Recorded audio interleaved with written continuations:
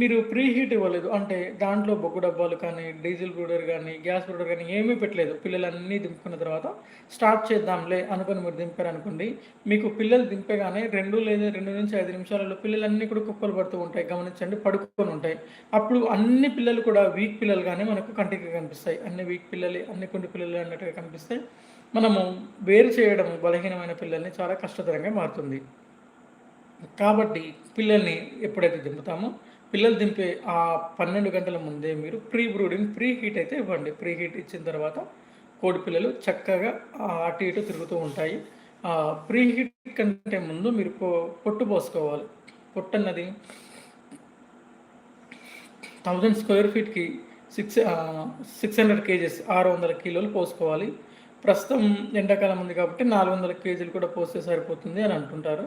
అదే ఇంచులలో అయితే 3 ఇంచుల వరకు పొట్టు పోసుకోవాలి.